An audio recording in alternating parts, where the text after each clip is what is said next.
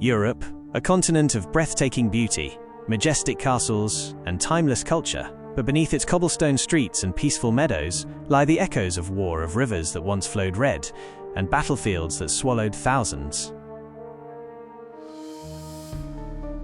Today, on Echoes of Time, we step back into the darkness. These are not just battles, these are blood-soaked turning points that carved the destiny of Europe and drowned it in crimson. 5 bloodiest battles in European history. Echoes of Time. 5. Battle of the Somme, 1916, World War I. Casualties: over 1 million.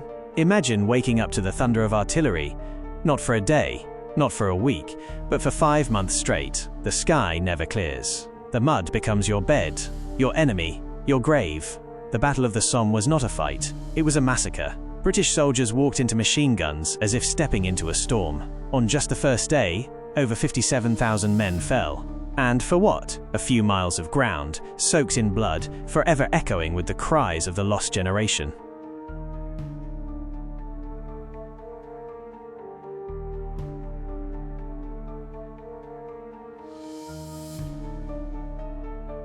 (4) Battle of Stalingrad, 1942–43, World War II. Casualties: nearly 2 million. Stalingrad. In the summer of 1942, Adolf Hitler launched a massive offensive into southern Russia. His goal? To seize the oil fields of the Caucasus and crush Soviet resistance. One key target stood in the way: Stalingrad. Named after Joseph Stalin himself, the city held both strategic and symbolic value. Capturing it would not only disrupt Soviet supply lines along the Volga River, but also deliver a powerful blow to Soviet morale. The German Sixth Army, led by General Friedrich Paulus, advanced quickly. By late August, Luftwaffe bombers had reduced much of Stalingrad to rubble. But in that rubble, the Soviet defenders found their strength. Soviet troops, many poorly equipped and barely trained, used the ruined city to their advantage. They fought from basements, factories, and sewer tunnels. Snipers, like the now famous Vasily Zaitsev, turned the urban landscape into a deadly trap. The Germans found themselves bogged down in brutal street fighting. Entire battles were fought over a single building. The front lines moved only meters a day. Soldiers called it Rattenkrieg, a war of rats. Hand-to-hand combat became common. Supplies ran low. Temperatures began to drop.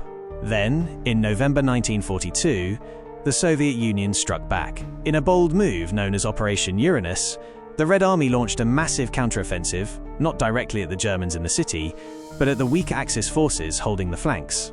In just a few days, the Soviets encircled the entire German Sixth Army. Over 250,000 Axis troops were trapped inside Stalingrad, cut off from reinforcements and supplies. Hitler ordered them to hold their ground. He promised they would be resupplied by air. But the Luftwaffe couldn't deliver even a fraction of what was needed. Hunger, cold, and disease began to decimate the trapped soldiers. Despite the hopeless situation, Paulus refused to surrender. Only after months of siege, and with his men starving and freezing to death, did he finally give in. On January 31, 1943, Paulus surrendered the southern pocket. The northern group held on for a few more days before falling on February 2nd. Of the hundreds of thousands of Axis troops sent to Stalingrad, fewer than 6,000 ever made it back to Germany. The battle had lasted over 5 months. It left the city in ruins and cost the lives of nearly 2 million people, soldiers and civilians. But it marked a turning point in World War II. From this moment on, the German army was on the defensive. Stalingrad had not only stopped the Nazi advance, it had begun their slow and bloody retreat. Battle of Waterloo, 1815. Casualties 50,000, June 18, 1815. In June of 1815, the fate of Europe hung in the balance. After escaping exile on Elba, Napoleon Bonaparte returned to power in France. But the European powers quickly united against him. His enemies, Britain, Prussia, and their allies, were determined to end his reign once and for all. On June 18th, near the village of Waterloo in present-day Belgium, Napoleon faced the British army under the Duke of Wellington and a Prussian force led by General Blücher. Napoleon attacked first, hoping to break the Allied lines before the Prussians could arrive. Fierce fighting erupted at Hougoumont, La Haye-Sainte, and other key positions. Cannons roared. Cavalry charged. Mud and blood covered the field, but Wellington's troops held firm. By late afternoon, the Prussians arrived, attacking Napoleon's right flank. Surrounded and outnumbered, the French army began to collapse. The Imperial Guard, Napoleon's most elite troops, made a last desperate stand, but even they were forced to retreat. By nightfall, the battle was lost. Napoleon fled the field, and just weeks later he abdicated for the second and final time. The Battle of Waterloo ended over 2 decades of war and marked the fall of one of history's greatest military leaders. Waterloo wasn't just a defeat, it was the end of an era.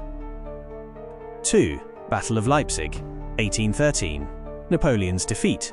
Casualties: over 100,000. Known as the Battle of the Nations, Leipzig was the largest battle ever fought in Europe before World War I. For 4 days, fire rained from the heavens. Over 600,000 soldiers from across Europe, Germans, Russians, Austrians, Swedes, all converged to end one man's ambition.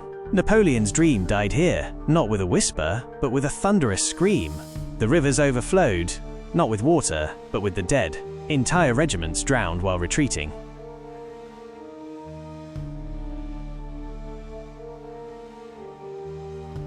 1. Battle of Verdun, 1916, World War I. Casualties: over 700,000. Verdun was not a battle. It was a meat grinder, a nightmare painted in grey skies and torn flesh. The French motto became, "They shall not pass." And for 10 brutal months they didn't.